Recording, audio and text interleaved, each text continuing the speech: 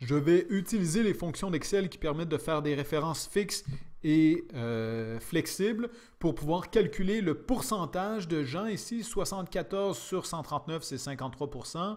100 sur 139, c'est 72%. Donc, le pourcentage au lieu d'avoir les nombres bruts.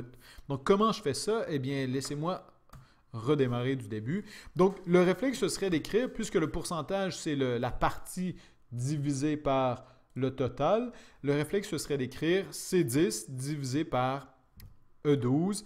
Appuyer sur retour, on obtient 53%. Mais maintenant, le problème, c'est que si je copie et que je veux recopier cette formule-là, si je veux coller, j'obtiens une erreur divisé par 0, divisé par 0, divisé par 0. Pourquoi? Eh bien, parce que ici, regardez dans ma formule, ici, j'utilise 139 et 74, mais au fur et à mesure que je décale la case d'une rangée vers le bas ou d'une rangée vers la droite, eh bien, par exemple, ici, je suis en train de décaler mes cellules et j'essaie de diviser par ce nombre-ci qui est vide. Donc, je suis en train de diviser par 0. Évidemment, ça me donne une erreur.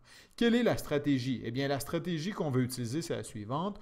On va venir ici, on va écrire égal pour dire que c'est une formule. 74 divisé par E12. Mais maintenant, je vais appuyer sur la touche F4 où je vais mettre des dollars devant E et des dollars devant 12 pour m'assurer que la colonne E et la rangée 12, ce soient toujours celles qui sont utilisées. Donc maintenant, je peux copier et recoller. Donc, je vais utiliser CTRL-V pour recoller ici. Donc, je peux simplement copier ici et recoller.